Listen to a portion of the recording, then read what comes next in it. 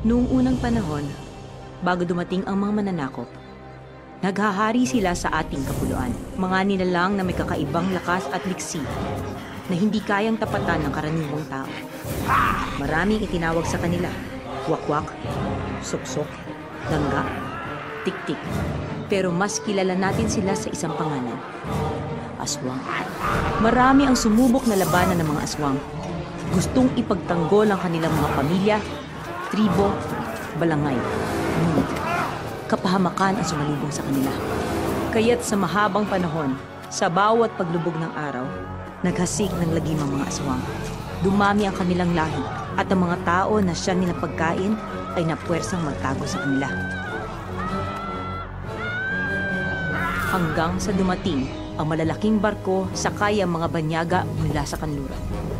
Sa mga Kastila, ang ibang katutubo ay nakatagpo ng bagong kaaway.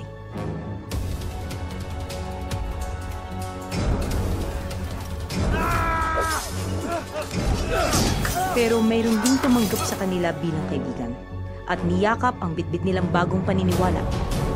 Kasama dito si Dato Bangaraw at ang kanyang sasakupan. Isang magiting na mandirigma si Dato Bangaraw.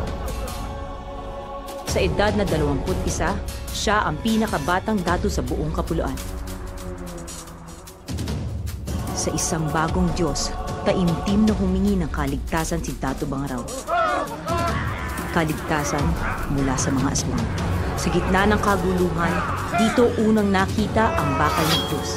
Isang sandatang ginawa ng isang mandirigmang paring Kastila para labanan ng mga halimaw sa dilim at iba pang kampo ng kasamaan. Pero hindi ito karaniwang pag-atake. Dahil sa gabing yun, kasama ng mga aswang ang kanilang pinuno.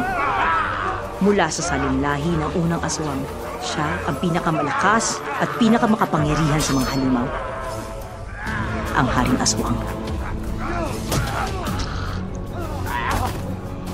Ipinagkaloob ng pari ang bakal na krus kay Dato Bangaraw, ang unang taong nakapatay sa Haring Aswang. Kasama ng tagubilin na ang totoong sandata na magliligtas sa tao ay ang kabayanihang nanggagaling sa puso at ang pananampalataya sa Diyos. Sa kamay ng taong may katangiang ito, magiging makapangyarihan ng bakal na krus dahil sa nakikita niyang pagkaubos ng mga katribo. Itinarak ni Dato Bangaraw sa lupa ang bakal na krus at nanalangin sa langit. Hiniling niyang gawing sandata ng kaligtasan ng bakal na krus. Kasabay nito ang pagbibitaw ng isang taimtim na pangako. Dininig ng langit ang kanyang panalangin. Mula sa isang simpleng sandata, nagkaroon ng kapangyarihan ang bakal na krus. Nagiging espada ito, simbolo ng katapangan ni Dato Bangaraw. Nagiging sibat, simbolo ng kanyang kagitingan. Latigo, dahil kaya niyang magbigay ng katarungan. At panghuli, isang pana, simbolo ng karunungan. Akala ni Dato Bangaraw ay tapos na ang laban. Pero bago pa lang ito nagsisimula.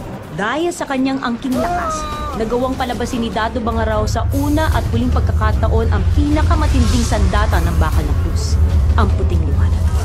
Mula noon, nalipol ang mga halimaw, natigil ang paghahari ng mga aswang. At ngayon, sila na ang nagtatago. Bilang kapalit, tinupad ni Dato Bangaraw ang kanyang pangako. Inialay niya ang kanyang sarili, ang kanyang anak, at ang susunod na salinlahi para maging tagapagtanggol ng sangkatauhan laban sa kasamaan. Sila ang magiging tagabantay ng kabutihan, ang mga tagabantay ng bakal na krus. Sa pagdaan ng panahon, naubos ang mga aswang. Kasabay nito, na mahinga mga tagabantay. Sa paniniwalang tapos na ang kanilang misyon.